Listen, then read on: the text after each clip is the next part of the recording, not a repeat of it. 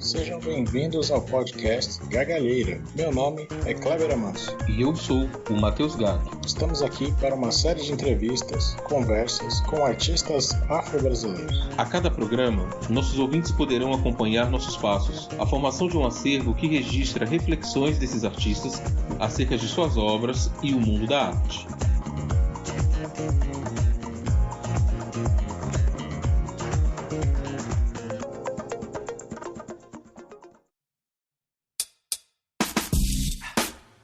Gargalheira Podcast.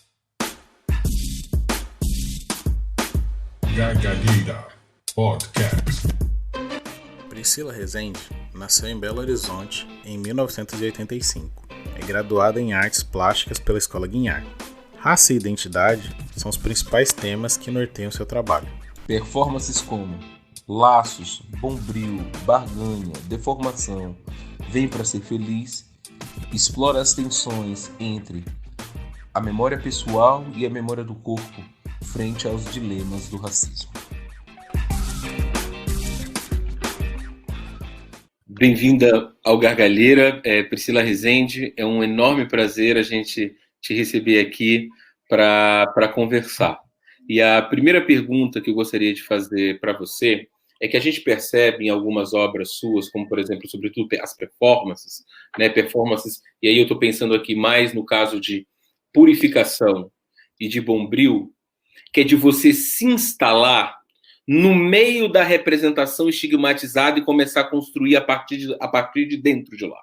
Então, você se instala dentro da representação estigmatizada, né, e começa a construir de lá de dentro. Eu queria saber como é que você construiu esse movimento e queria saber também como foi o processo de criação dessas duas performances. Boa tarde. Gente, obrigada pela oportunidade. É sempre bom falar, né, um pouco mais dos trabalhos. Assim. Então, os meus trabalhos, eles sempre partem de experiências pessoais, a grande maioria dos trabalhos. Alguns dos meus trabalhos eu busco referências históricas, pensar a história, né, do negro na sociedade brasileira e parto de momentos históricos, mas uma boa parte dos meus trabalhos, a grande maioria, na verdade, partem das minhas experiências pessoais. Pego ali coisas que já ouvi, né, como mulher, como uma pessoa negra, para a partir daí pensar os trabalhos, e eu quero com os trabalhos não mais ser silenciada, né? Eu vejo a performance e o trabalho que eu faço como esse lugar para denunciar, para tratar do racismo, de várias situações das quais eu já vivi, e que durante muito tempo eu não fazia ideia de como lidar com isso. Né? Assim, eu acho que, na verdade, é uma situação bem comum para todos nós, né? Que somos pessoas negras. Assim, durante muito tempo, durante muitos anos, eu não sabia nem nomear, na verdade, o que me acontecia, né? Não dava esse nome para várias situações das quais eu vivi. Acredito eu que piadas, né, assim, comentários e desprezo em relação à aparência, né, às nossas características e principalmente o cabelo, acaba sendo comum a praticamente toda pessoa negra. Né? Passei muitos anos da minha vida alisando o cabelo e já ouvi coisas assim, até que a piadinhas assim não era tão frequente, sabe? Mas eu sentia um desprezo e já ouvi até uma pessoa que uma vez eu alisei o cabelo, depois de um tempo, com o cabelo natural, e a pessoa, quando me viu, primeiro elogiou, disse que tinha ficado bonito, e depois perguntou se eu tinha vendido a casa da minha família para alisar. Então, assim, foi uma situação bem pesada, assim, bem pesada, e eu tinha 12 anos quando essa situação aconteceu, assim, então foi uma situação que ficou muito marcada para mim. E na performance Bombril, que é uma das minhas primeiras performances, ela traz essa questão da estética do cabelo, mas não só para pensar como a sociedade ela nos menospreza, como ela nos diminui por causa dessa aparência e por causa dos nossos traços, mas quais são os impactos disso, né, numa existência negra. Já vivi situações assim de buscar trabalho, e a gente sabe ali que a gente tem curso, a gente tem uma formação, a gente tem uma experiência, a gente tá, né, tem um currículo, e a gente vai em vários lugares, você nunca é contratado e você nunca consegue descobrir por quê, porque, né, ninguém nunca fala para você diretamente, ai, não vamos te contratar porque você é uma pessoa negra, né? A gente ouve às vezes ele, ai, o perfil não está alinhado ao perfil da vaga. Mas eu já cheguei a ver, assim, bem evidentemente, na verdade, numa postagem na internet, as pessoas discutindo sobre essa questão do cabelo, e várias pessoas negras falaram que realmente ouviram, assim, diretamente, assim, bem diretamente, que elas não seriam contratadas por causa do cabelo, ou que se elas quisessem um trabalho, elas deveriam alisar o cabelo, raspar a cabeça, né, mudar a sua aparência, mudar aquilo que é, na verdade, né? Então, esse trabalho, ele vem para pensar, né, esse racismo diante das nossas características, mas como que isso impacta na nossa vida, para muito além de ser uma piada, né? Porque quando a gente fala o quanto isso nos ofende, tem muitas pessoas que falam que é só uma brincadeira, né? É só uma brincadeirinha, ai, uma piada. Ai, você não precisa se ofender tanto. É uma coisa pequena. E não é pequeno, né? Assim, só ouvir um comentáriozinho, para a gente já é muito doloroso, né? É muito doloroso, assim, porque a gente está sendo menosprezado, a gente está sendo diminuído, a gente está sendo tratado com inferioridade, né? E é muito doloroso você estar o tempo todo tendo aquilo que você é diminuído. E nesses apelidos, né, no caso do Bombril, que é o nome do trabalho, existe a comparação do corpo negro com um objeto, né? Quando o nosso cabelo ele é comparado àquele objeto de lavar louça, né, o nosso corpo ele está sendo reduzido ao lugar de objeto. E que, na verdade, né, assim, naquele processo da escravidão, é o que sempre aconteceu. Na verdade, na nossa sociedade atual ainda acontece, né? Mesmo que isso não seja verbalizado e de uma forma evidente, assim. Ainda tem quem enxergue a pessoa negra nesse lugar.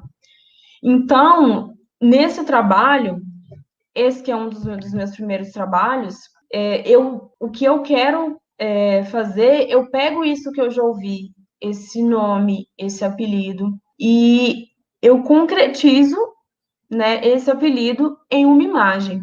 Quando a gente ouve isso, né, acredito que para quem fala, é muito difícil as pessoas compreenderem a dureza dessas palavras, né? Igual eu falei antes, se a gente expressa que aquilo incomoda, que aquilo dói, tem pessoas que não conseguem compreender a intensidade disso, né? E a profundidade do quanto isso ofende. E no trabalho, né, quando eu tô ali no chão e eu tô lavando as panelas com o meu próprio cabelo, eu uso aquela roupa que é uma roupa que lembra um pouco a roupa de uma mulher escravizada, porque eu quero pensar essa questão do cabelo, né? Mas esse lugar em que a pessoa negra, e principalmente a mulher, é colocada na nossa sociedade devido às suas características, né? Devido à sua aparência, devido ao seu fenótipo, né? Então, eu tô com essa roupa e eu estou ao chão. Quando eu faço esse trabalho, eu sempre faço esse trabalho no chão, para pensar esse lugar também de subalternidade que o racismo coloca a pessoa negra. Porque nós estamos ainda em um lugar de subalternidade na nossa sociedade. Né? Nós temos os piores empregos, nós temos salários mais baixos, mesmo executando os mesmos trabalhos que pessoas brancas. As mulheres negras são a maioria das empregadas domésticas. Então, no trabalho, quando eu estou lavando os objetos com o meu próprio cabelo, não é só sobre o cabelo, né?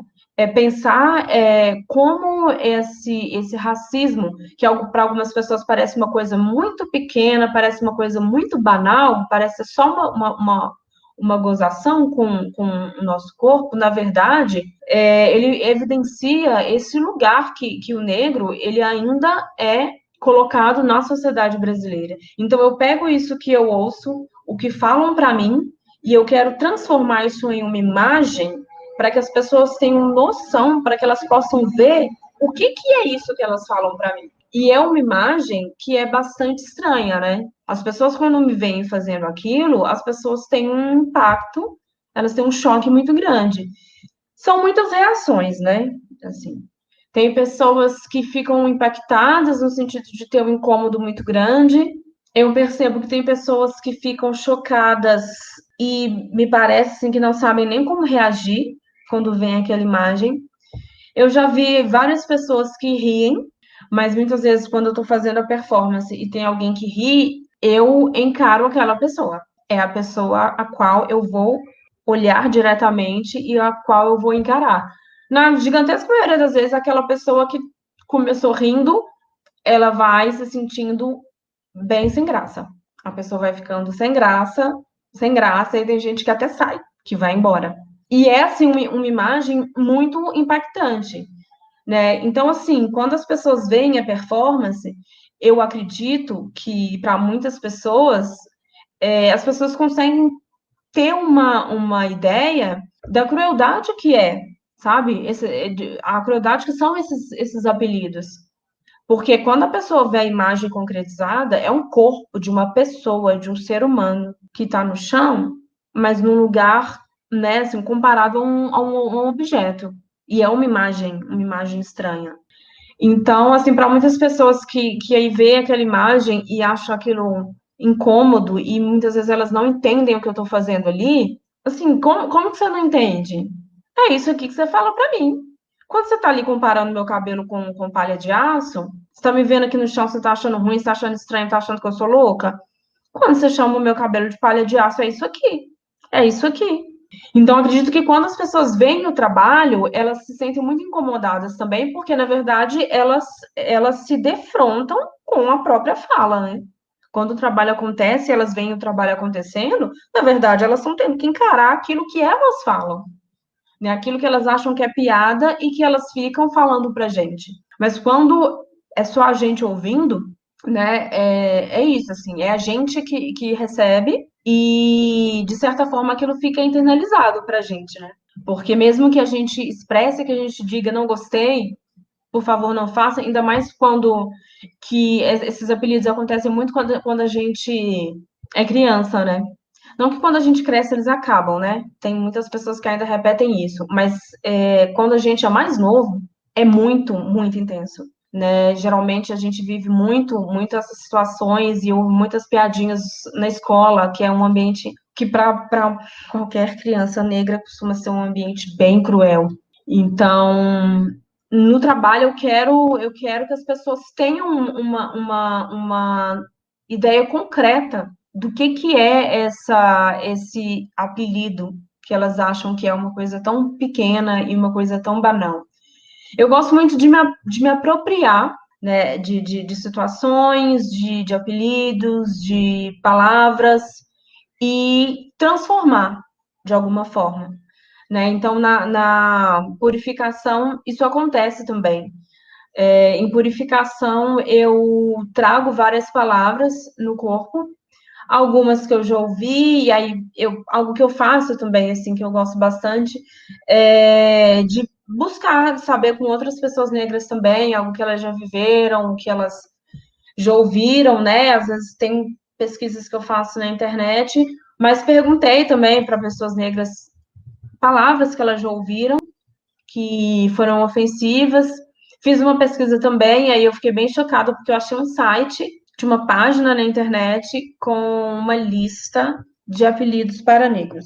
Então, muitas das palavras que eu uso nesse trabalho, eu achei nesse site, assim, tinha uma lista enorme, assim, uma lista enorme de umas coisas que eu nunca nem tinha ouvido, sabe? Graças ao universo, eu nunca tinha nem ouvido, assim. E eu fiquei impressionada com a quantidade de palavras absurdas, assim, que as pessoas usam para ofender, né? Então, eu trago essas palavras no corpo, né? Quando eu faço essa performance, alguém pinta essas palavras no meu corpo, eu sempre uso tinta guache, porque é esse material que ele é muito fácil, né, de ser retirado. Então, eu começo o trabalho com ele, e à medida que eu vou realizando a performance, eu vou pintando essas palavras que estão no meu corpo, no chão.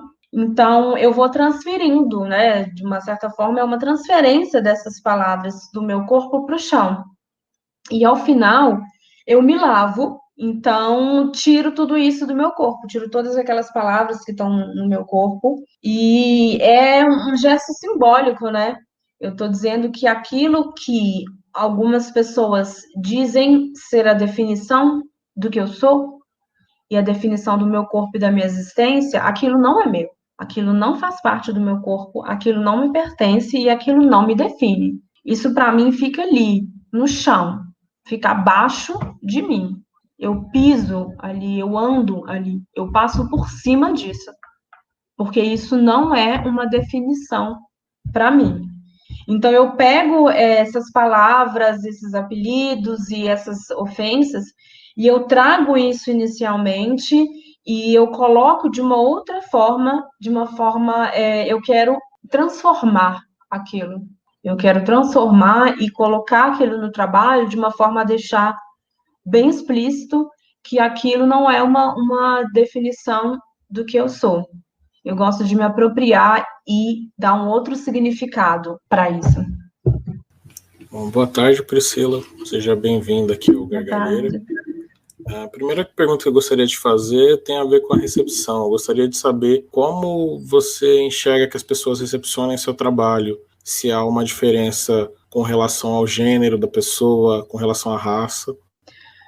Sim, sempre tem uma diferença, né? Até porque eu acredito que o trabalho que eu faço, ele vai atingir, ele vai tocar de forma muito distinta pessoas negras e pessoas brancas, né? Ou melhor, pessoas não brancas e pessoas brancas.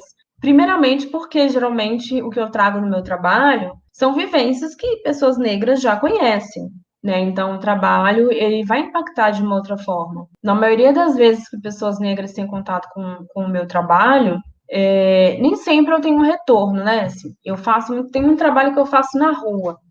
E, às vezes, fazendo o trabalho, eu consigo ver as pessoas, né? Consigo observar, dependendo do trabalho, às vezes é algo que eu estou fazendo que eu não consigo observar as pessoas diretamente. Mas, muitas vezes eu vejo no momento que está acontecendo. Já aconteceu em um momento que eu estava fazendo a performance Bombril, eu vi uma menina chorar, uma menina negra. Eu sei que outras pessoas já choraram também, assim, mas só teve uma vez que eu mesma vi. Tem vezes que as pessoas falam comigo, que viram outras pessoas, né, chorando. Às vezes as pessoas comentam uma com as outras e depois alguém vem falar comigo que algum comentário que alguém fez. Então, costuma ser muito diferente para as pessoas pretas, né? Porque as pessoas pretas, quando elas veem os trabalhos, elas se reconhecem muito em muitas das imagens que elas estão vendo. Então, eu compreendo que para pessoas pretas, muitas vezes o trabalho ele pode acabar sendo um gatilho, né? Ele pode acabar trazendo uma memória de uma situação que essas pessoas já viveram. Eu entendo que muitas vezes as pessoas se reconhecem em algumas das situações das quais eu trago no meu trabalho. Aí, assim, tem pessoas que são afetadas de formas muito distintas, né, assim, porque tem pessoas que elas se identificam e entendem que é necessário fazer determinados trabalhos, pois a gente não pode se silenciar, porque o racismo ainda existe e a gente precisa falar sobre. E tem pessoas que se sentem bastante incomodadas também, exatamente porque elas já viveram determinadas situações, então elas se sentem incomodadas de verem aquelas situações nos trabalhos, de ver aquela situação acontecer. Eu entendo perfeitamente, assim, eu não me sinto ofendida quando pessoas negras veem os trabalhos e elas não gostam, e aí esse não gostar, eu não queria dizer de um julgamento de gosto pessoal. Eu digo não gostar no sentido de se sentir mal, mesmo, né? De se sentir mal, de se sentir incomodado, né? De não gostar de ver aquela imagem. Porque eu entendo que às vezes pode chegar a ser doloroso, né, para pessoas negras. Porque não é só uma imagem, é uma, para algumas pessoas é uma realidade, né? Elas já viveram aquilo. E já recebi retornos distintos também de pessoas não negras, né? De pessoas brancas. Tem as pessoas que, quando vêm os trabalhos, elas se sentem incomodadas, acham que é loucura. Na verdade, eu acho que não só o meu trabalho, mas a performance, a arte contemporânea causa um estranhamento para muitas pessoas, e muitas pessoas não sabem lidar. Então, elas veem os trabalhos e elas acham que eu tô louca ali, fazendo aquele trabalho, né? Tem pessoas que, como eu falei, tem pessoas que riem, e aí, em alguns casos, eu encaro, a pessoa se sente sem graça e ela vai embora. Mas uma reação, assim, de pessoas brancas que têm um certo desprezo, eu vejo muito no virtual. Pessoalmente, as pessoas não costumam me encarar e falar algo contra, assim, ou que se sentiu incomodado. Mas no ambiente virtual, tem muitas pessoas que debocham, né? Assim. Mas que eu também não me sinto, eu de verdade não me sinto mal, porque essa sociedade que a gente vive, a gente tá vendo, né, o que tem acontecido, assim. Existe uma parcela muito ignorante. E a gente está, assim, vendo os últimos 4 anos com algumas pessoas conservadoras e que acham que qualquer arte é coisa de gente louca, coisa de esquerdista. E geralmente as pessoas que debocham, eu consigo perceber, assim, até a linha de pensamento e do grupo das pessoas que geralmente tem esse tipo de reação. Já divulgaram o meu trabalho em páginas bolsonaristas, vou nomear mesmo, foram páginas bolsonaristas. Então tem aquele, né, assim, aquelas pessoas que são as apoiadoras desse tipo de pessoa, e aí as pessoas vão fazendo comentários, assim, né, de deboche. Tem gente que fala, tá vendo, olha, é para isso, olha, não é que areia mesmo, não é que limpa mesmo. Então, mas geralmente quem faz esse tipo de comentário são essa linha de pessoas.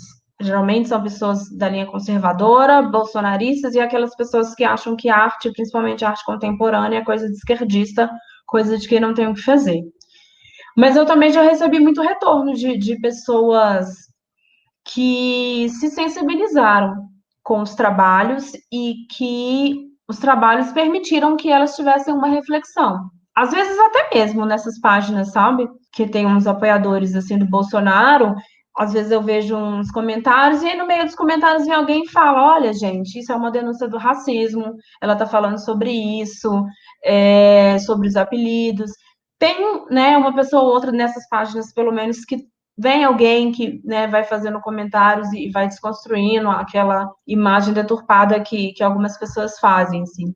Então, já aconteceu também de eu receber retornos de pessoas que falaram que, nossa, quando eu era mais nova eu já falei isso, já chamei assim, já fiz determinado comentário, nossa, o trabalho é muito impactante, eu refleti, não vou fazer mais esses comentários. Então, tem muitas reações, as reações são muito diversas, assim, tem um grupo que despreza, mas tem as pessoas que se sentem sensibilizadas, que são tocadas, que elas entendem que é um trabalho para fomentar uma reflexão, né? Eu recebo reações bastante diversas, assim. E eu tenho feito, nos últimos anos também, alguns trabalhos pensando principalmente também a questão de gênero, né, a questão feminina, pensando também a violência contra a mulher. E aí nesses trabalhos também geralmente as mulheres se identificam muito mais. Eu não costumo ter retornos de homens, assim, em relação a esses trabalhos. Geralmente, quando eu apresento, muitos homens ficam quietos. Já aconteceu de fingirem que não estavam entendendo, assim. De eu estar lá numa praça pública fazendo um trabalho onde eu leio relato de violência contra a mulher, e eu estava do lado de um homem, e eu falando, né, assim, e bem alto, porque era uma praça com muita gente, então eu precisava gritar, mas eu estava sentada ao lado de um homem, e quando eu falo ao lado, é ao lado mesmo, assim, menos de 1 metro de distância, porque é uma praça muito cheia, quase não tinha lugar para sentar, o lugar que eu achei era ao lado desse homem. E eu vou lá, falando aquela história de uma mulher que o cara tentou matar ela, e o cara, assim, olhando pro lado, ele realmente olhava pro outro lado, pro lado contrário que eu tava, assim, fingindo que não tava ouvindo. Era muito óbvio que ele tava ouvindo, não tinha nem como ele não tá ouvindo, porque eu tava gritando muito alto.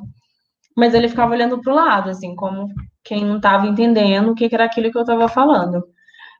Mas eu acredito, sabe, que os trabalhos batem, assim. Mesmo que na hora a pessoa não expresse algo. E não só o meu trabalho, eu acho que com qualquer trabalho de arte, assim, muitas vezes a reação do público, ela não é imediata, né? E eu acho isso muito bom também. Porque muitas vezes a pessoa ela vai absorver aquele trabalho, e muitas vezes o trabalho ele vai precisar de um tempo de digestão, sabe? Acredito que com o tempo aquilo vai sendo digerido, vai sendo maturado, e com o tempo, às vezes, nossa, lá na frente, sabe? Depois de muito tempo, assim, às vezes pode acontecer uma situação que vai fazer a pessoa rememorar aquele trabalho que ela viu, e aí ela pode ter uma outra leitura daquele trabalho.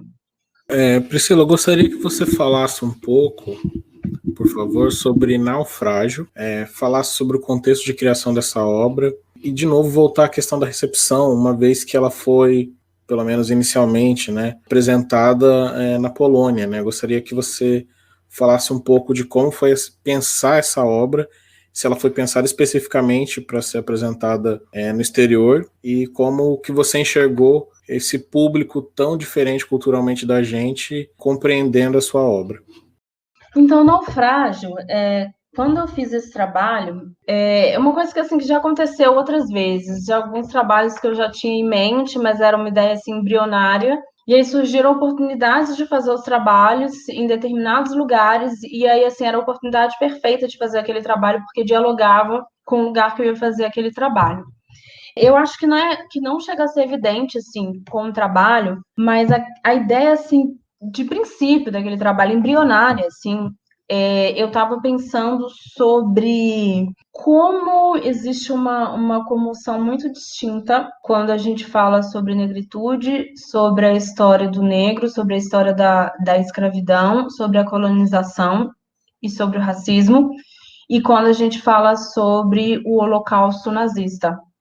A gente tem aqui no Brasil, né, por exemplo, o restaurante Senzala, que fica ali em São Paulo. Eu sei que tem 2 motéis no Brasil com o nome de Senzala, um em Porto Alegre e em Recife. Tem 2 motéis com o nome de Senzala. A gente tem prédio com o nome de Senzala, a gente tem loja com o nome de Senzala. Teve até um grupo de artistas de São Paulo que foi fazer uma performance no restaurante Senzala uma vez. Entre a indumentária, né, que eles utilizaram, eles tinham uma placa que uma das pessoas carregavam, e um dos questionamentos é esse, assim, se alguém abrisse um restaurante no Brasil chamado Auschwitz, você acha que esse restaurante ficaria um dia aberto? Ficaria, não ficaria. A gente tem aqui em Minas Gerais um queijo que chama senzala. Tem um queijo em Minas Gerais que chama senzala. E esse queijo já foi muito questionado, assim, e eu já questionei esse queijo, várias pessoas que eu conheço foram lá na página do queijo. Foi ano retrasado, não sei, acho que 2018, eu acho, que eu fui em uma palestra sobre cultura mineira e o queijo senzala estava lá e eu fui na palestra e questionei. Olha, como assim? Sabe, como vocês têm um queijo que chama senzala? E vocês já foram questionados sobre isso. E eles não pretendem mudar, porque em todas as vezes que eles foram questionados, eles dão uma resposta que eles acham que é um nome de orgulho. Eles acham que chamar o queijo de senzala é uma ressignificação. Porque o queijo ele é feito numa antiga senzala, da fazenda da família. Eles transformaram a antiga senzala da fazenda da família em um lugar de fazer queijo. Até que isso eu nem acho tão problemático assim, né? Porque transformou um lugar que era um lugar de sofrimento em um espaço onde eles estão criando algo que, né, assim, parece ser positivo, porque até prêmio no exterior esse queijo já ganhou. Mas quando você nomeia um queijo de senzala, você está fazendo uma homenagem, né? Assim, é como se estivesse homenageando esse lugar, que era um lugar horrível. Ninguém chamaria um queijo de Auschwitz, de câmara de gás. Mas aqui no Brasil, a gente tem lugares com o nome de senzala e que a nossa sociedade é bastante cômoda em relação a isso. Existe uma aceitação, né? Não só lugares que chamam senzala, mas lugares que fazem toda uma referência à escravidão. Eu já vi supermercado com o nome de Sinhá, a gente tem lugares com o nome de negreiros, e aí com uma referência a navios negreiros, né?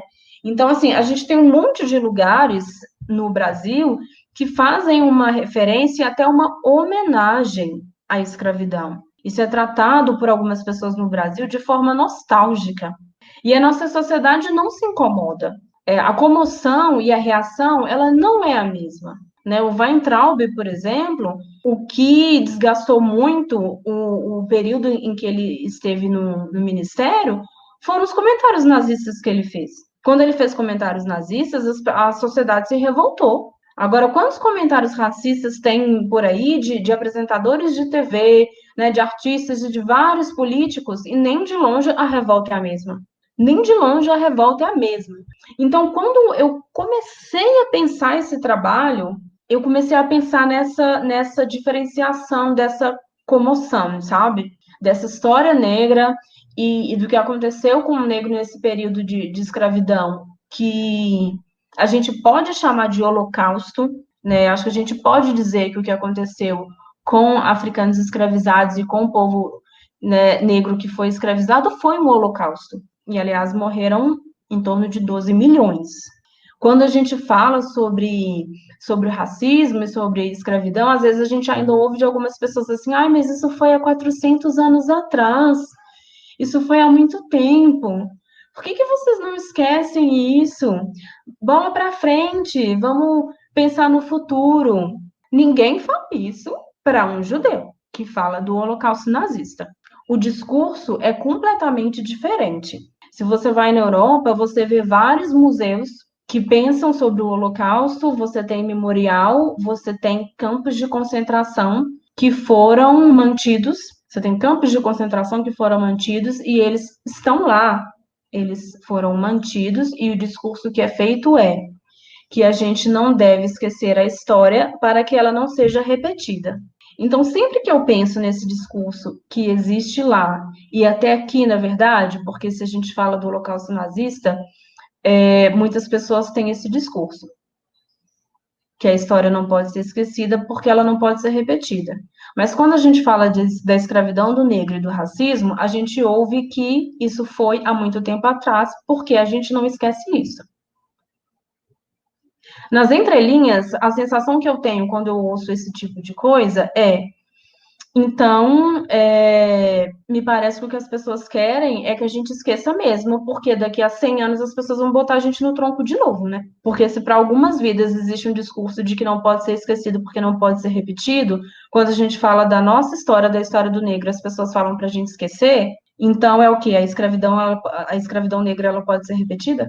E aí, pensando nisso, eu comecei a pensar assim, gente, será que eu preciso fazer um trabalho vestida com pijama listrado para as pessoas se sentirem mais comovidas? Eu comecei a pensar assim, será que se eu fizer um trabalho e eu me encarcerar atrás de um espaço de contenção com um pijama listrado, mas eu preta, as pessoas vão se sentir mais comovidas? Então, eu comecei a pensar nisso, assim. Só que isso foi se desdobrando, né? Isso foi se transformando muito, assim, porque eu pensei nesse espaço de contenção, né, no trabalho em naufrágio, eu estou dentro desse espaço que é uma cerca com arame farpado e que representa esses espaços de contenção, né, espaços de privação de liberdade, e que existem em vários lugares, né, assim, a fazenda, né, digamos, o engenho era para o negro esse espaço de contenção, né, que mesmo que não tivesse ali em todos os espaços uma cerca, existiam cercas invisíveis, né, assim, digamos assim, de práticas de imposição do medo e de vigília, né, mas hoje a gente eu trouxe, né, o arame farpado para pensar nesses espaços, pensar lá naquele momento da história, né, dos campos de concentração, mas a gente tem hoje também os campos de refugiados, A gente tem ali o muro, né, a fronteira entre México e Estados Unidos, e aí os campos de... Não, eles não chamam nem de campos, esqueci o nome preciso que eles dão, onde eles mantêm os imigrantes quando atravessam a fronteira nos Estados Unidos, mas tem esse local de contenção, né, onde os imigrantes são mantidos. Assim. Então, até hoje, nós ainda temos espaços de contenção de liberdade.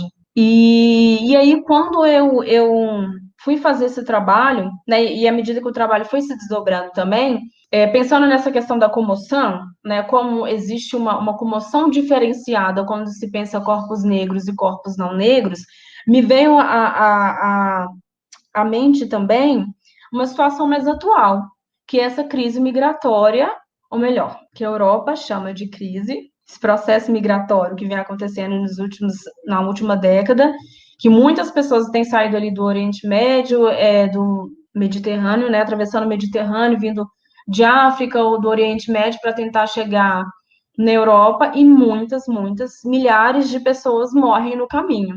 Tem, acho que talvez 3 anos, isso, de um garoto que se afogou na praia, da criança, se não me engano, uma criança síria, que era bem novinha, né? Aylan Kurdi, que era uma criança muito pequena, e aí ela se afogou, né, assim, foi aquele estrondo, assim, no mundo, dessa crise migratória e das pessoas que morrem afogadas ao tentar chegar na Europa. Só que muitos desses corpos que chegam ali afogados nas praias europeias também são de pessoas negras. Aliás, muitos desses barcos, né, eles vão abarrotados de pessoas negras. Muitos barcos que saem de África, tem muitas pessoas de África tentando chegar na Europa, atravessando o oceano em barcos precários e que morrem afogadas no caminho. Mas eu nunca vi nenhuma foto de uma pessoa negra afogada em uma praia europeia que tenha rodado o mundo e causado tanto impacto. Eu nunca vi.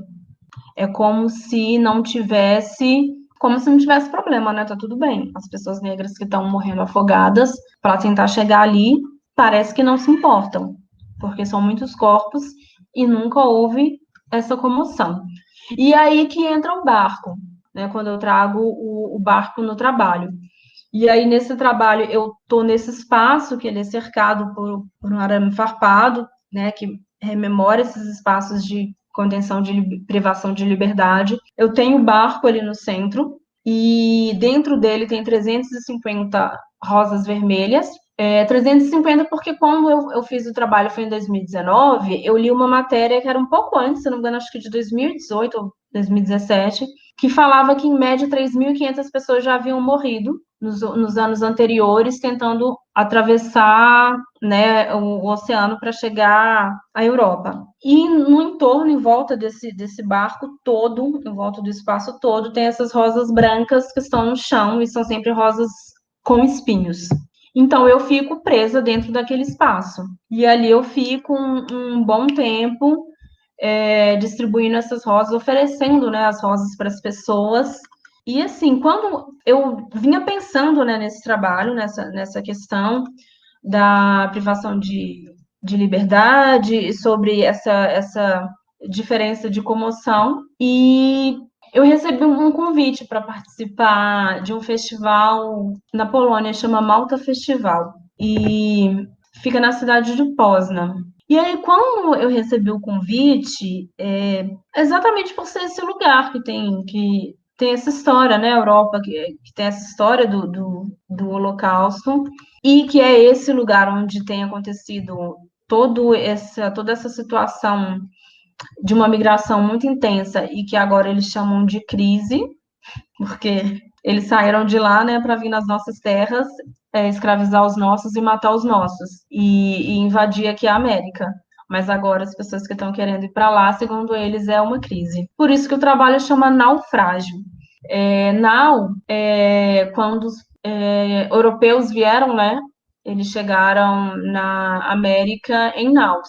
A nau é um tipo diferente, né? É basicamente um navio, assim, mas tem umas especificações diferentes. É uma denominação genérica de navio de grande porte, mas naquela época era o que costumava ser utilizado. E aí eu chamei de naufrágio porque como eu acredito que é a Europa, né? Principalmente nesse momento.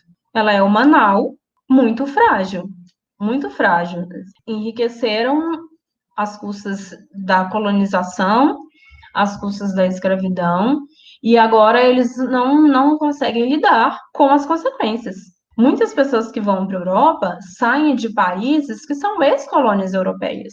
A África inteira, praticamente, é uma ex-colônia europeia. Praticamente todo o continente é uma ex-colônia europeia. Mas agora as pessoas querem sair ali daquele lugar que era uma ex-colônia, e muitas delas falam suas línguas locais, mas falam também a língua do colonizador, mas quando elas querem chegar lá, na casa daquele que antes colonizou, eles acham que isso é um problema, eles não sabem lidar com essas pessoas. E chamam isso de crise. Aquilo ali é uma nau muito frágil. E que, não sei se eu posso dizer que está afundando, mas, né, tá aí há um bom tempo passando por essa instabilidade. E aí eu fiz o trabalho nessa cidade, na Polônia, e, nossa, assim, eu confesso, quando eu fui fazer o trabalho, eu nunca, foi a única vez na vida, né, que eu fui na Polônia, assim. Tinha vontade já de ir, porque desde a primeira vez que eu fui à Europa, até eu queria ter visitado Auschwitz. Na verdade, já era uma vontade que eu tinha desde nova, quando eu vi a lista de Schindler, quando eu era criança. Eu era bem nova quando eu vi esse filme, e eu fiquei bem horrorizada. Então, eu sempre tive interesse de ir, porque eu queria ver, né? Eu queria ver com os meus próprios olhos aquilo. Então, quando eu fui convidada para participar desse festival, eu decidi que eu iria fazer o trabalho, mas eu também queria visitar esse lugar. E então, antes de chegar na cidade que eu fui fazer o trabalho, eu visitei Auschwitz. É uma coisa horrível, assim. É muito impactante, porque são muitos registros, é um lugar gigantesco, muito grande, e tem né, os dois, que tinha Auschwitz 1 e 2. É muito grande, assim. Auschwitz-Birkenau, que era o segundo, é muito grande, assim. E tem ainda as cercas, né? Tem as cercas e tem os galpões, são muitos vestígios, assim. Foi muito importante fazer essa visita, sabe? Foi muito importante fazer a visita, assim, para ver tudo aquilo, mas eu vou falar uma coisa que talvez seja muito polêmico, assim, para algumas pessoas, mas eu acho super necessário falar. São muitas salas, né? Então tem exposições com muitas fotos e muitos textos. Eu não consegui ler todos, porque eu precisaria ir vários dias. E olha que eu cheguei lá umas 7h30 da manhã, eu fui embora às 5 horas da tarde.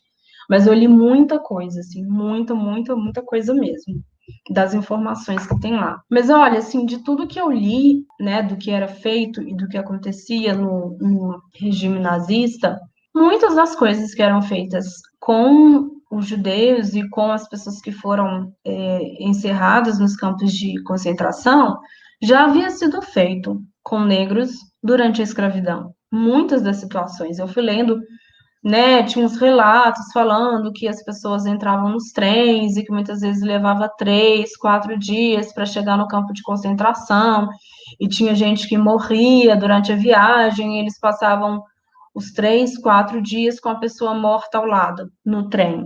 Os nossos ancestrais passavam 2 meses no fundo do navio, e muitas vezes a pessoa que estava acorrentada uma com a outra morria, e ela tinha que ficar lá, acorrentada com uma pessoa morta. Elas se mijavam, elas se cagavam, elas vomitavam e ficavam nisso, porque muitas vezes eles levavam dias para descer lá embaixo do navio tumbeiro.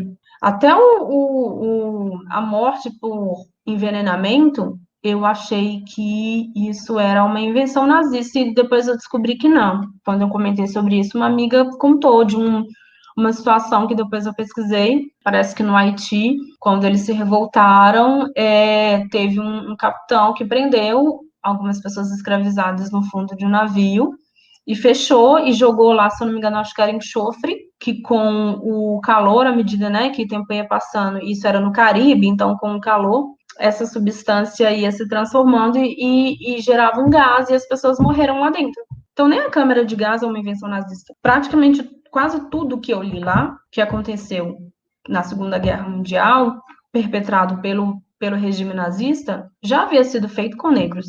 Então, e assim, aí quando a gente fala hoje sobre essa história, as pessoas não falam pra gente que isso não pode ser esquecido porque não pode ser repetido. Muitas vezes as pessoas falam pra gente que isso foi há muito tempo que é pra gente se esquecer. E aí quando eu vejo essas coisas, sabe, eu até tirei uma foto, só que eu não tô encontrando aqui, eu acho que eu não tenho ela guardada no computador. Mas tem um espaço em Auschwitz que é uma praça que tem umas placas, umas placas, como se fosse uma homenagem, né, assim, para rememorar. Mas tinha um texto, eu não vou conseguir ler agora porque eu não consigo encontrar a foto, mas eu lembro mais ou menos o que estava escrito nele, que dizia que aquele espaço era um espaço para lembrar a humanidade dos horrores que a humanidade pode perpetrar, né, e dos horrores que a humanidade é capaz de fazer. Assim, eu entendo, sabe, a intenção, mas quando eu li aquela placa, eu fiquei incomodada. Eu fiquei incomodada. Por quê? Porque eu li aquilo e eu pensei, séculos antes, muito disso havia sido feito com africanos que foram tirados de África e passaram séculos nas Américas vivendo muito do que eu vi que foi feito aqui. É só esse momento aqui da história que precisa ser uma lembrança para a humanidade do horror que a humanidade é capaz de fazer. O que aconteceu com os nossos ancestrais, então? Como que o que foi feito com um negro que foi tirado de África e passou meses atravessando o oceano, às vezes acorrentado do lado de uma pessoa morta, vomitado, mijado, cagado, ou às vezes jogado vivo ao mar, e depois que chegou aqui, às vezes era açoitado até a morte, ou colocado para trabalhar até morrer, estuprado, tendo seus filhos tirados, tudo isso que foi feito, isso não é um exemplo do horror que a humanidade é capaz de chegar. Aquilo ali que aconteceu na Segunda Guerra Mundial, ali é um exemplo do horror. Então, quando eu li aquilo, me deu um certo incômodo, sem querer menosprezar o que aconteceu durante a Segunda Guerra Mundial e o Holocausto nazista, mas ler isso me traz esses questionamentos, sabe? E o que foram os nossos ancestrais? O que os nossos ancestrais viveram? Como que isso aqui, só esse momento, a partir desse momento, a humanidade está ciente do horror que a humanidade é capaz de exercer? Então, eu visitei esse lugar primeiro, e dias depois eu fui para essa cidade, Poznan, onde eu participei desse festival. As únicas pessoas negras que eu encontrei nessa cidade eram pessoas que estavam participando do festival. Eu já imaginei, assim, que, né, eu estava na Polônia, então realmente já imaginei que eu não encontraria muitas pessoas negras. A recepção do público, assim, que acompanhou a performance foi até melhor do que eu esperava, assim. As pessoas não tiveram exatamente um estranhamento, eu acredito que as pessoas compreenderam o que estava acontecendo ali, e várias leituras são possíveis, né? Eu acho, na verdade, que essa proposição inicial de onde eu parti para criar o trabalho, que pensar sobre essa comoção desses corpos, nem seja evidente no trabalho, mas esse espaço de contenção, né, onde eu estou presa ali dentro, e aquele barco se torna mais evidente, assim. E aí, durante a realização do trabalho, eu ficava lá dentro oferecendo as rosas para as pessoas, e eu tô a uma certa distância da cerca, né? Então, as pessoas precisam vir mesmo para poder pegar essa rosa. Aconteceu algumas vezes as pessoas passarem e não querer pegar. A pessoa passava e simplesmente não pegava. Tinha gente que me via e ia embora, simplesmente não queria mesmo pegar a rosa. E teve gente que me ignorou até. Mas é muito bom, porque tem um vídeo, tá no YouTube. No meu canal tem esse vídeo. E aí a pessoa que filmou, a pessoa pega, tem um momento que tem uma família que chega de carro e a família para bem ao lado de onde eu fazia a performance. E aí não tinha como a pessoa falar que não me viu, porque a pessoa parou do meu lado. Então, assim, quando ela abria a porta do carro e ela saía, ela quase esbarrava em mim e na cerca, assim. mas a mulher saía do carro e aí ela virava assim de lado e ela fez um esforço mesmo para fazer questão de deixar claro que estava me ignorando. E assim, eu realmente não sei qual que era o problema da pessoa, assim, da família, né? Porque a família inteira me ignorou, os filhos, o homem no carro, a família inteira saiu do carro como se não tivesse me visto. Eu realmente, né, não faço ideia de qual era o problema dessas pessoas, porque eu não acho que tenha uma imagem ofensiva nesse trabalho. Porque, igual eu falei, né, eu estou aqui contando de todas as, né, de onde parte esse trabalho, mas isso não é evidente. Tudo isso não é evidente ali, naquela imagem. Quando eu estou fazendo o trabalho, que as pessoas veem aquela instalação, onde eu estou dentro, uma cerca, um barco e muitas rosas. Eu não sei se é um problema com pessoas negras, assim, né? Vai que é. Aconteceu. Quando eu cheguei nessa cidade, 2 caras que ficaram falando umas coisas grosseiras, que eu não sei o que é, né? Porque era polonês, eu não entendo polonês. Mas tinha uma pessoa comigo, e é polonesa, e a pessoa falou pra mim que eles estavam falando uma coisas muito absurdas e que ela não iria traduzir porque eram coisas muito ofensivas. Então, assim que eu cheguei nessa cidade, em Cracóvia, não aconteceu nada, mas assim que eu cheguei nessa cidade, no primeiro dia já rolou, de 2 pessoas brancas começarem a falar coisas ofensivas sobre, que eu não descobri o que era, né, porque a menina não traduziu para mim. Então, não sei, mas a grande, gigantesca maioria das pessoas que estavam lá interagiram com o trabalho, assim, teve gente que estava do outro lado da rua, a pessoa veio, pegou a rosa, e aí teve pessoas que me perguntaram o que eu estava fazendo lá, teve pessoas que falaram mesmo que faziam uma leitura sobre essa questão da migração, né, e de todo disso que é chamado de crise migratória. E eu fiz o trabalho também uma outra vez na Alemanha. Foi um espaço diferente, né? Porque na Polônia eu fiz o trabalho na rua e na Alemanha foi em um teatro. Então as pessoas que foram para ver o trabalho já eram pessoas que né, já foram para esse lugar esperando algo assim. E eu fiz em 2 dias diferentes, assim.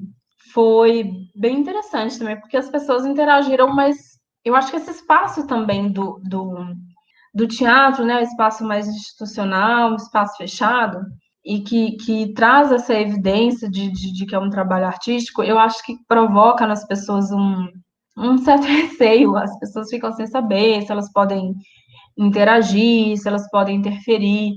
As pessoas interagiram, assim, bem, né, pegando a rosa, mas não aconteceu de ninguém interferir. Assim, no primeiro dia, ao menos, não. Embora eu tenha percebido o desejo das pessoas.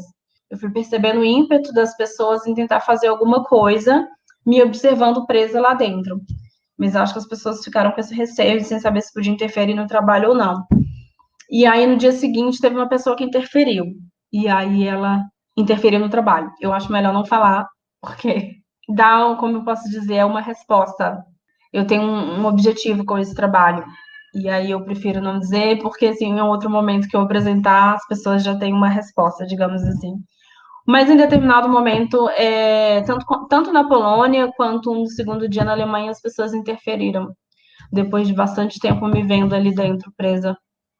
Bom, Priscila, a gente gostaria que você falasse um pouco sobre a sua formação, né? Gostaria de saber como foi a sua experiência na Guinhar, por exemplo.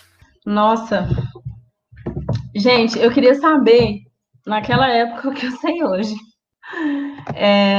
Nossa, minha formação teria sido muito diferente.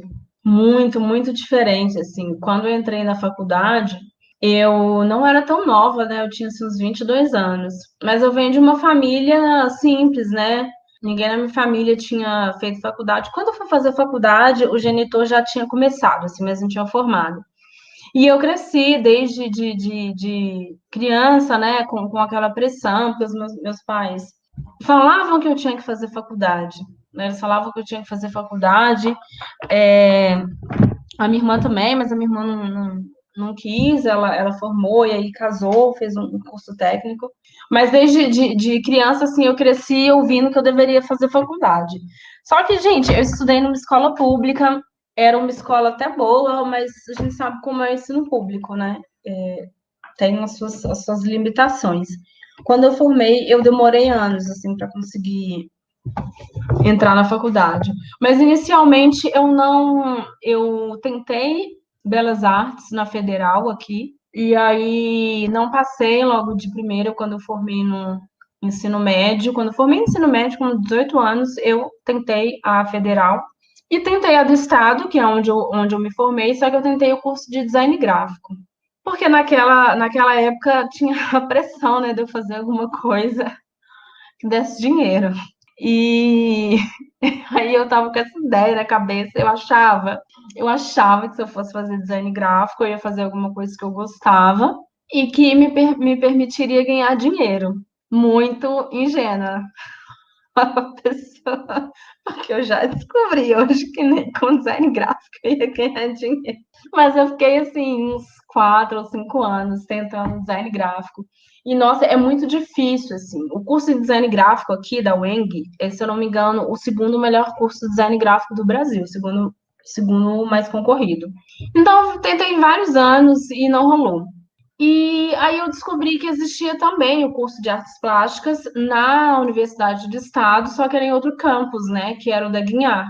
E aí eu tentei, no primeiro ano eu passei, mas fiquei excedente, e aí tentei uma segunda vez. Ai, gente, eu não sabia nada. Eu posso dizer, hoje eu posso dizer que eu realmente não tinha noção do que era arte, eu não conhecia nada de arte. Eu gostava de desenhar quando eu era criança, e durante a adolescência eu descobri a fotografia, comecei a me interessar mais por fotografia. Então, quando eu fui fazer o curso de artes plásticas, a minha intenção era investir na fotografia, porque era essa coisa que eu gostava, mas que eu acreditava também que era possível viver como fotógrafa. Então, o meu plano, né, o plano na cabeça da pessoa, vou estudar artes plásticas lá, eu vou conseguir aprender sobre fotografia, me tornar uma fotógrafa profissional e vou viver de fotografia, vou ser fotógrafa.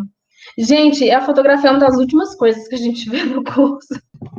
Nessa universidade que eu formei, assim, primeiro a gente tem desenho, e aí depois tem gravuras, pintura. Então, na universidade, eu fui descobrindo, sabe, assim, o que era arte. Aí que eu fui conhecer mesmo. A minha família não era, sabe, dessas famílias que se interessam, ai, que frequentam museus sabe, lê sobre arte. Então, eu realmente não tinha conhecimento, assim, eu descobri isso quando eu cheguei lá. Eu nunca nem tinha ouvido falar em arte contemporânea antes de começar a faculdade, assim. Eu acho que eu tinha visitado em Otim uma vez, quase antes de começar a faculdade. Então, eu não tinha noção do que era. Eu fui descobrir quando eu fui fazer o curso, assim. E que aí eu fui, né, descobrindo outras possibilidades de fazer arte. Eu nunca tinha nem ouvido falar de gravura, não fazia ideia do que era serigrafia, estilogravura, litografia, sabe? Não tinha noção. Isso eu descobri lá. E foi na universidade também que eu descobri a performance. E aí, quando eu descobri a performance, que eu me identifiquei e me encontrei. Assim. Não desprezando outras possibilidades de fazer arte, né? O desenho, a pintura, a escultura, e a gravura, a instalação e várias outras possibilidades, mas eu me identifiquei muito com a performance. Eu já tinha interesse desde de criança mesmo em atividades que envolvessem o corpo de alguma forma. Eu tinha feito algumas aulas de dança, eu tinha feito oficinas de teatro, já tinha feito algumas, assim, algumas vezes. Então, e eu gostava muito de dançar. Quando eu era criança, eu queria ser bailarina, né? Assim, era meu sonho era ser bailarina. Então, eu já tinha feito algumas aulas de dança, eu tinha sido baliza na escola. Então, eu já tinha uma relação com o corpo em ação, né? Em atividades que envolvessem o corpo, onde o corpo estivesse em movimento, de alguma forma. Então, quando eu descobri a performance e eu descobri que existia uma possibilidade de fazer arte, de dizer o que eu queria dizer, de trazer o que eu queria trazer e me comunicar com as pessoas através do meu corpo, e uma forma onde o corpo pudesse ser o trabalho, onde eu pudesse estar presente, eu me encontrei muito ali. E aí comecei a fazer performance em 2010. em 2010. Meu primeiro trabalho se chama Laços. Eu fiz na universidade mesmo. Eu fazia aula de performance, tinha o professor Marco Paulo Rola, que é o professor que dá performance, né, na Escola Guinhar. Foi a primeira turma, na verdade, e a aula de performance é optativa, na verdade, né? Não faz nem parte da grade. E aí, ele que trabalha com desenho e com pintura e performance também, ele ofereceu a matéria como optativa, e aí eu fiz parte da primeira turma de performance da Guinhar. E aí a gente criou a Mostra Perplexa, que existe até hoje, assim, como resultado da disciplina, a gente criou essa mostra, e aí nessa mostra eu fiz a minha primeira performance. Mas, nossa, eu queria muito saber o que eu sei hoje, assim, naquela época, porque na época da faculdade eu não tinha a consciência que eu tenho hoje, sabe, assim, de tudo. Eu não tinha uma consciência racial como eu tenho hoje, eu não tinha uma consciência de gênero como eu tenho hoje. Isso foi sendo construído ao longo do tempo. Lá na faculdade mesmo eu já comecei a desenvolver, sabe, essa consciência, assim. Eu costumo falar, né, assim, que eu acho que é super importante dizer.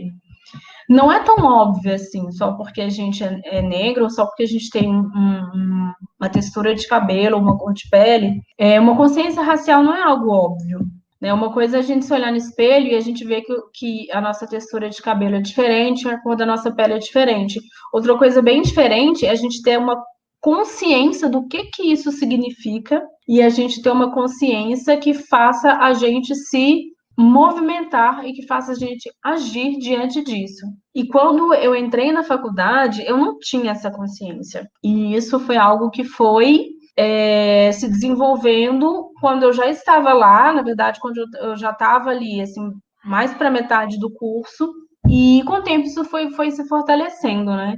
Eu queria muito saber naquela época o que eu sei hoje, porque uma das coisas que eu questionaria e o tempo inteiro era por que ninguém falava de artistas pretos. Porque nos 4 anos que eu fiz faculdade, eu não ouvi falar de um único artista negro ali. Isso não era citado em sala de aula.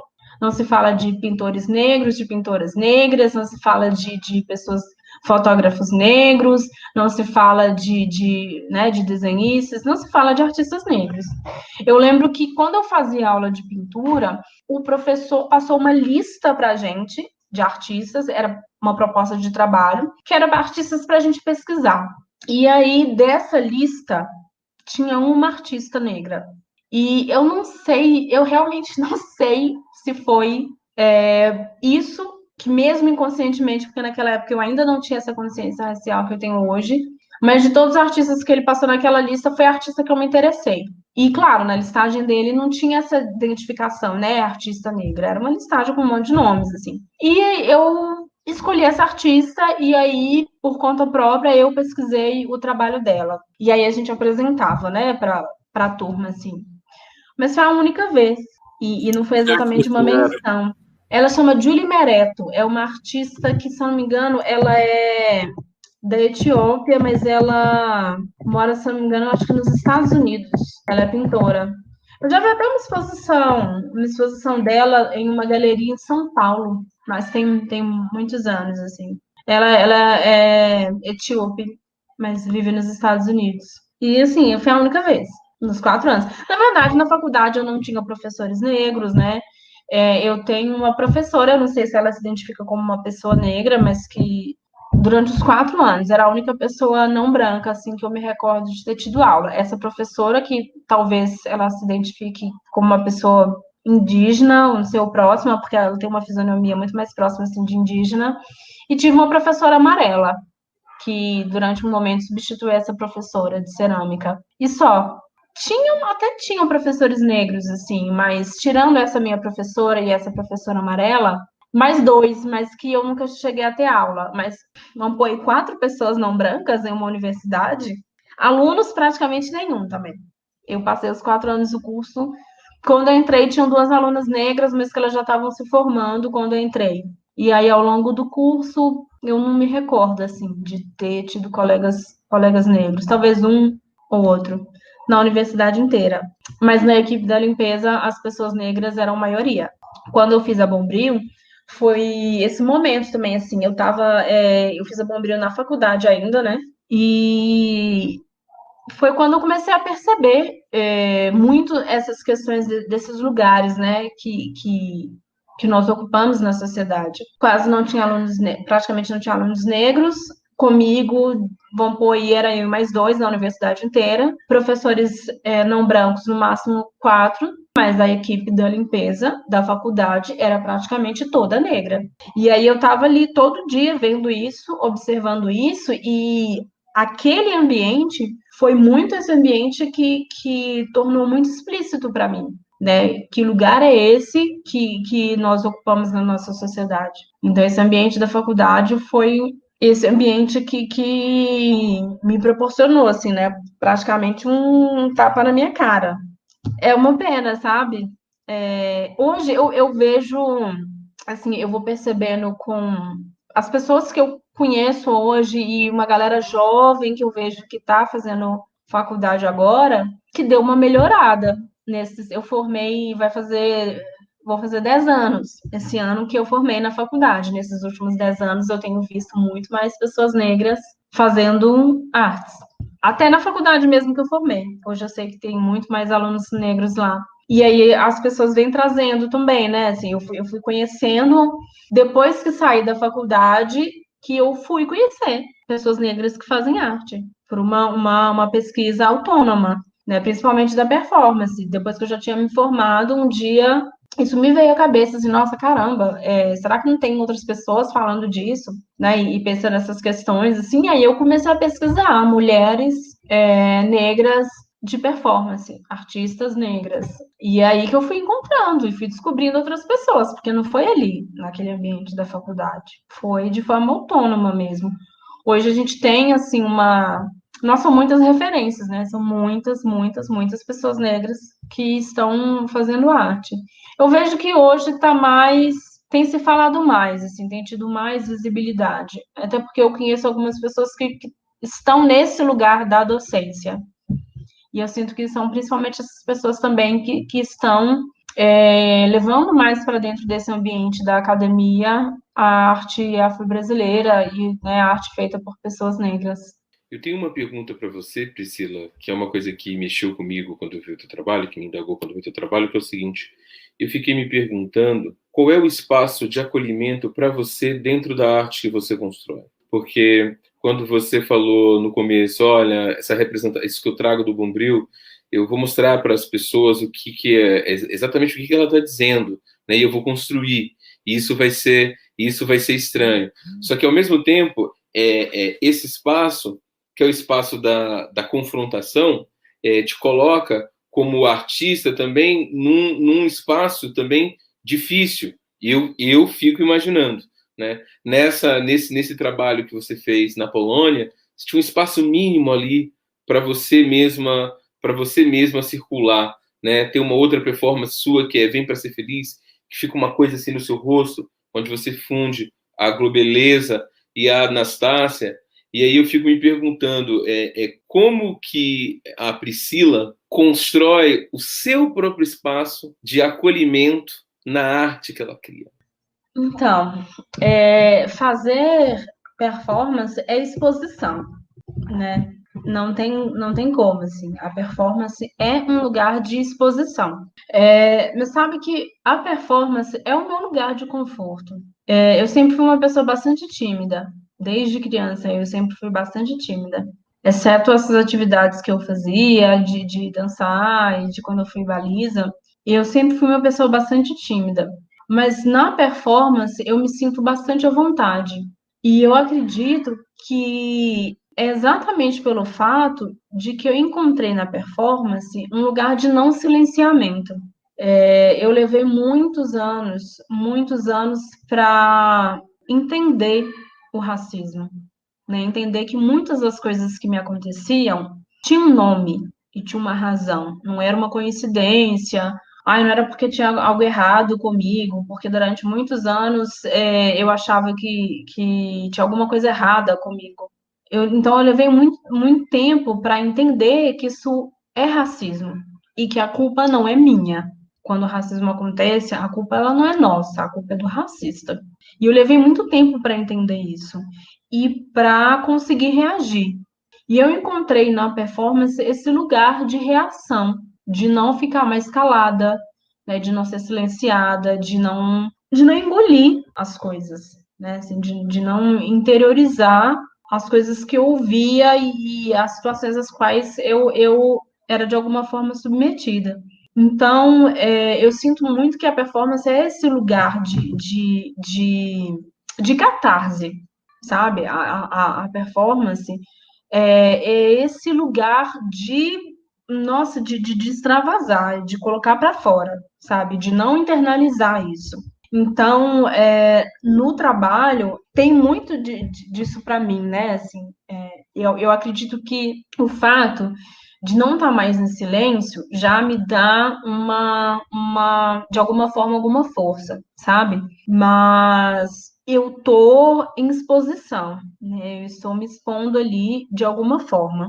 Então, eu estabeleço um limite para mim, tem que existir algum limite, né? Os meus trabalhos, eles acabam sendo muito duros, né? Tem até alguns trabalhos que eu faço que exige um esforço físico, assim, ou às vezes tem até situações de um desgaste mesmo, né? Às vezes um desgaste muito grande. No Vem Pra Ser Infeliz, que é esse trabalho onde eu trago a globeleza e tô com essa máscara de Flandres, eu fico dançando e eu danço por muito tempo, muito, muito, muito tempo, assim. Mas a proposta do trabalho é isso, assim, é eu ficar ali dançando até a exaustão. E eu vou dançando, eu vou dançando. Quando eu entendo que eu cheguei no meu limite, sabe? Nossa, tá demais pra mim. Não aguento mais. Agora eu vou parar. Agora eu vou parar. À medida que eu vou dançando, eu vou ficando cada vez mais ofegante, mais cansada. Às vezes eu vou até diminuindo o ritmo, danço menos. Danço por mais um tempo, mas eu vou diminuindo esse ritmo e o meu cansaço, ele é evidente ali, até porque isso faz parte do trabalho também, trazer esse cansaço, transparecer esse cansaço, eu não quero esconder isso, eu trago esse cansaço, ele é evidente, isso faz parte do trabalho, e eu imponho um limite para mim, em algum momento, não aguento mais, agora eu vou parar. Eu acho que eu tenho 2 trabalhos, assim, ou melhor, 3 trabalhos, que exigem mais, assim, do meu corpo e que tem de alguma forma assim uma certa dor, né? Que é o meu primeiro trabalho, o Laços, que é o meu primeiro trabalho da vida. Eu já comecei, acho que eu já comecei assim bem com o pé na porta, né? Mas porque era muito necessário assim encarar isso, sabe? Que é um trabalho onde eu quero pensar sobre dor mesmo, sabe? Sobre uma dor que eu acho que acaba sendo inevitável ao a gente se dispor no mundo como a gente é. Assim. E aí isso tem muitos significados, né? Nós somos muito diferentes e a cor da minha pele diz muito sobre mim, o meu cabelo diz muito sobre mim e eu tenho marcas, né? Que são minhas mesmo, que são próprias. Na época, quando eu fiz esse trabalho, eu tinha um piercing no lábio e tinha piercings na bochecha. E na época, em Belo Horizonte, o piercing na bochecha não tinha ninguém, assim, praticamente, que tinha um piercing desse. E as pessoas me olhavam muito, as pessoas, sabe, assim, as pessoas me encaravam mesmo, o tempo todo, assim. Eu pegava o ônibus, todo mundo no ônibus ficava olhando para mim. Então, eram umas coisas que eu, né, que eu vivenciava, assim, o tempo todo. Então, nesse trabalho, Laços, eu tô nua e uma body piercer faz 14 perfurações no meu corpo e coloca joias, são aquelas argolinhas, né? E aí a gente passa as fitas dentro das joias e prende na parede. Como eu queria falar sobre dor, o trabalho ele chama Laços. E é sobre também essa dor que eu acredito que é inevitável quando a gente cria e rompe laços, porque a nossa vivência, a nossa vida, ela é isso, né? Ao longo da vida a gente cria e rompe laços. Então eu queria algo que prendesse o meu corpo com o meu entorno e queria pensar essa questão da dor. Por isso que eu trouxe essa questão da perfuração, porque eu queria realmente prender o meu corpo nesse espaço. Então, a body piercer, né? Eu chamei uma pessoa que eu conheço, e que já trabalhava com isso há um bom tempo, porque era uma coisa diferente, né? Ela teria que perfurar o corpo em vários pontos diferentes, então eu conhecia o trabalho dessa pessoa, porque eu já tinha feito uns piercings bem diferentes para um amigo meu, e aí ela faz essas 14 perfurações.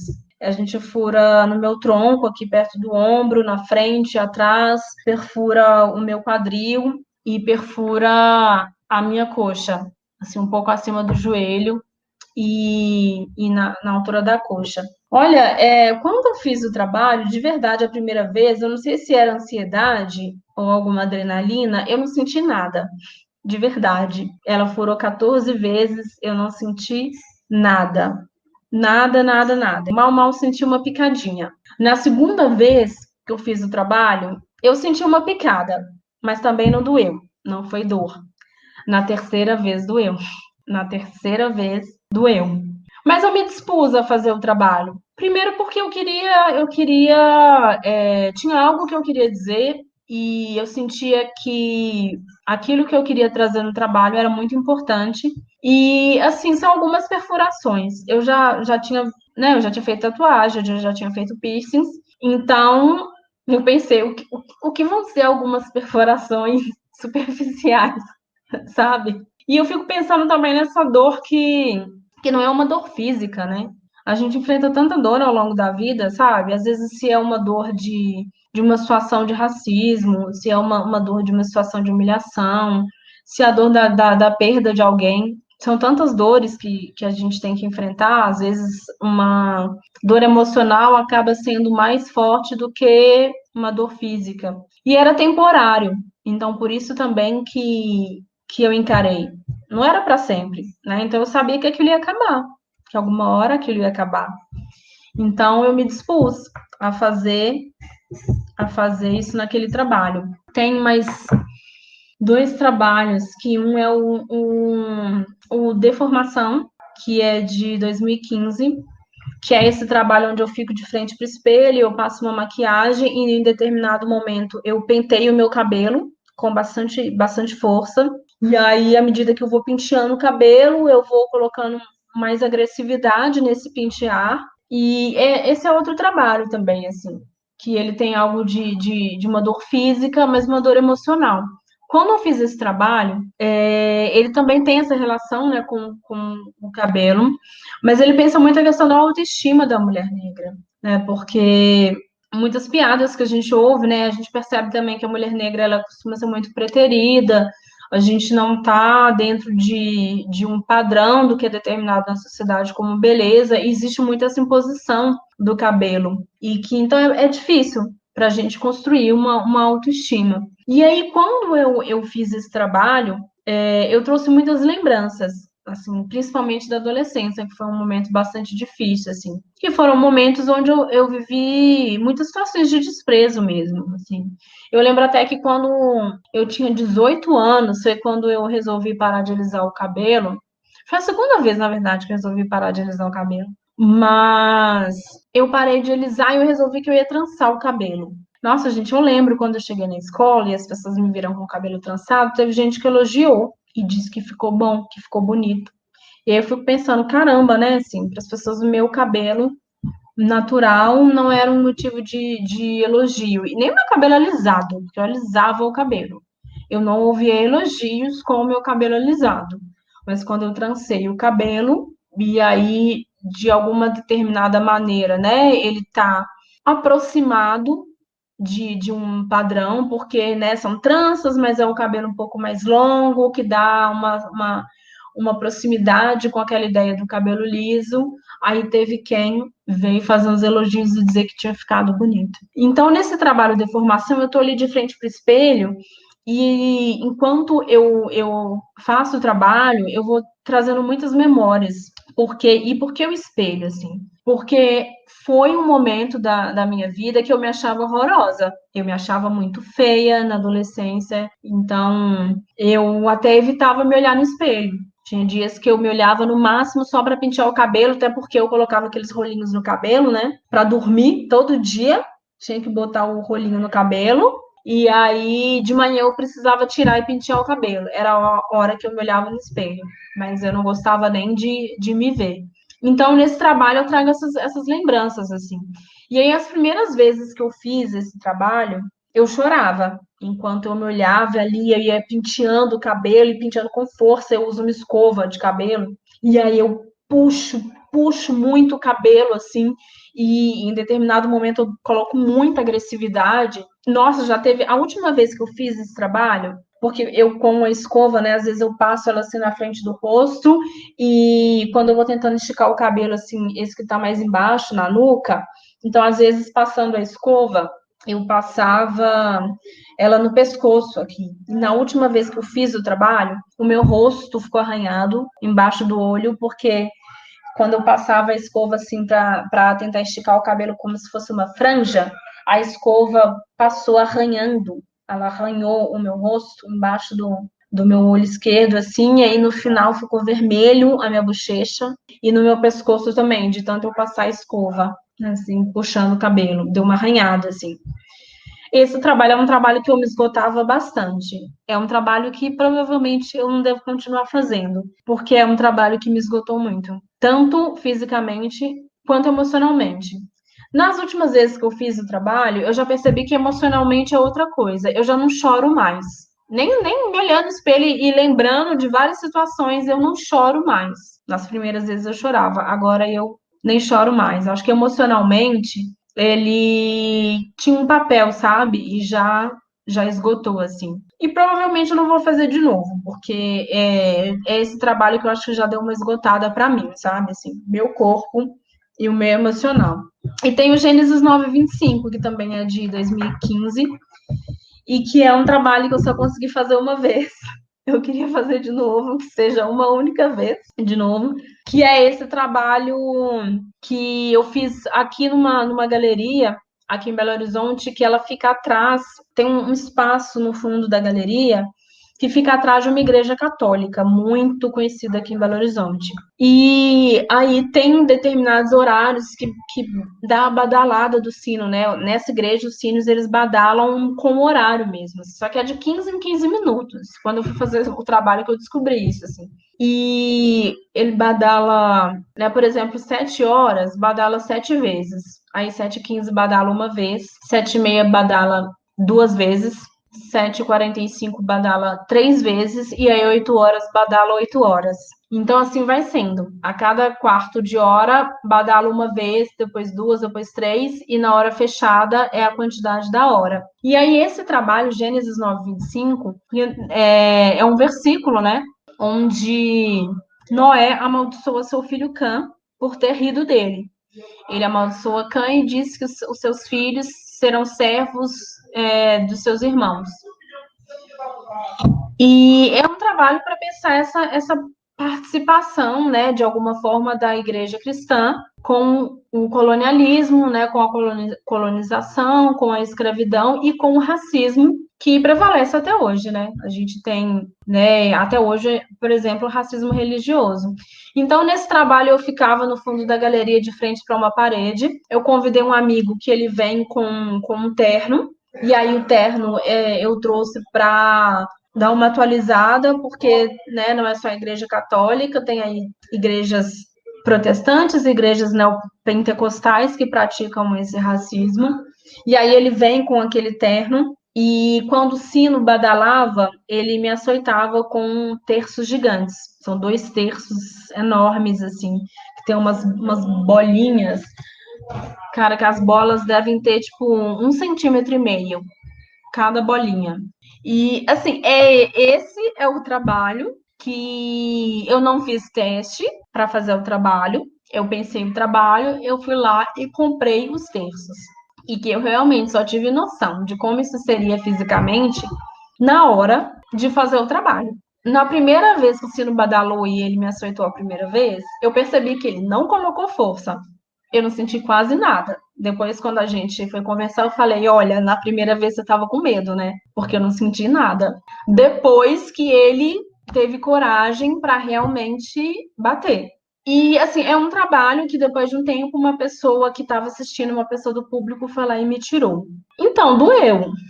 doeu um pouco depois quando ele começou a colocar mais força, mas que ainda assim eu vejo os vídeos, eu ainda vejo que ele nem coloca tanta força assim. Porque, e sabe o que eu pensei quando eu fui fazer esse trabalho? E eu pensei que provavelmente eu teria alguma dor. Cara, os meus ancestrais suportaram muito mais para eu estar aqui agora, viva, sabe? E seria algo momentâneo também, né? Igual eu falei, o trabalho não dura para sempre. Ele ia durar um tempo, aquilo não seria para sempre. E eu pensei, para eu estar aqui agora e para eu fazer um trabalho, os meus ancestrais suportaram muito mais, sabe? O que seria uma pessoa em alguns minutos batendo em mim com um terço de madeira, com umas bolinhas de madeira. Mas tem um limite, claro, né? Ele não me bateu para arrancar sangue, não era isso. Então tem um limite, né? Eu preciso impor um limite. E aí a gente tinha combinado que a performance duraria um tempo limite. Eu não ficaria ali eternamente com ele, né, fazendo aquela ação infinitamente, né? Naquele momento, quando eu fiz o trabalho, a gente tinha uma determinação de que seria no máximo 2 horas. E ele também só batia quando o sino badalava. Então, ele não ficava lá o tempo inteiro. Então, ele batia, quando badalava, ele batia e depois saía. E depois ele voltava. Então, não era o tempo inteiro, não era continuamente. Né? Tinha um tempo. Então, quando ele saía, dava uma beliscada, sabe? Doeu, mas não é uma coisa assim, nossa, caramba, eu tô sendo torturada. Quando batia em mim, eu sentia, assim, uma beliscada, às vezes um pouco forte, mas foi o máximo, assim. Mas eu estou me dispondo a estar nesse lugar, né? E não é que eu queira essa disposição de estar nesse lugar, não é uma disposição para me colocar num lugar de tortura, né? O que eu quero não é que isso seja uma tortura, existe um limite para isso, mas eu quero, com o meu trabalho, provocar, eu acho que é muito necessário trazer uma provocação, e dependendo do que eu quero provocar como trabalho, estender, sabe, ir além, às vezes é necessário. Por isso que eu me disponho a ir além, até um determinado limite, né? Até o suportável. Eu me identifico muito, assim, eu vi uma fala uma vez da Marina Abramovic, que é, né, uma das referências, assim, da performance, e que eu me identifiquei bastante com o que ela falou. Que ela dizia que quando a gente trabalha com a dor e é possível a gente explorar essa dor e a gente trabalhar com a dor de forma que a gente pode transmutar essa dor. Então, eu acredito que eu também faço isso de alguma forma, em alguns trabalhos, né? Essa dor que está presente ali, ela não é uma dor gratuita. Ela está presente e ela vai ser transformada, ela vai ser transmutada de alguma forma.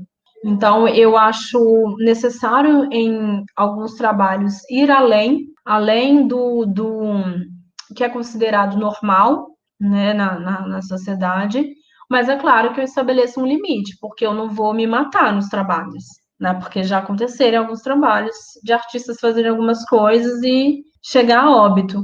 Não é isso que eu quero, então existe um limite ali, mas eu sei que eu estou me dispondo, eu sei que eu estou me expondo a algo que vai ser extremo, mas eu sei que esse extremo tem um determinado limite. Mas eu acredito que, como com o trabalho eu quero expor o que é a minha vivência, e infelizmente a minha vivência como uma pessoa negra, a minha vivência diante do racismo que eu vivo, diante do machismo, da misoginia e tudo que é, né, viver numa sociedade machista, numa sociedade que mata mulheres todos os dias e numa sociedade que discrimina pessoas pela cor da pele, eu não, de verdade, eu não quero suavizar, sabe? Eu vou dizer isso, assim, porque a minha realidade, ela não é suave. Então, eu penso que se eu vou tratar disso que eu estou vivendo, para mim não faz sentido dar uma suavizada para as pessoas que vão ver os trabalhos. É claro que eu entendo que tem um impacto diferente nas pessoas negras, né, como eu mencionei lá na frente, que eu sei que por terem vivido isso, o trabalho vai ter um outro impacto nessas pessoas, mas para as pessoas que não conhecem a nossa realidade, eu não quero que isso seja fantasiado para as pessoas, porque não é para que elas se sintam confortáveis. Porque não é confortável o que eu vivo. O racismo não é confortável. Então, eu não vejo por que eu vou falar do racismo que essas pessoas praticam, da misoginia, do machismo que essas pessoas praticam e que elas precisam serem confortadas com essa imagem. Não é para as pessoas se sentirem confortáveis. Por isso, eu trago algo que é, em certa medida, extremo. Mas é claro que eu sei ao que eu estou me expondo e tem um limite ao qual eu estou dispondo o meu corpo. Gargalheira é uma realização do Secult UFRB. E Fiche e Camp, Programa de Pós-Graduação em Sociologia. Grupo História e Cultura Afroatlântica. NITITA, Núcleo de Estudos Carolina de Jesus. Núcleo Afro Sebrap.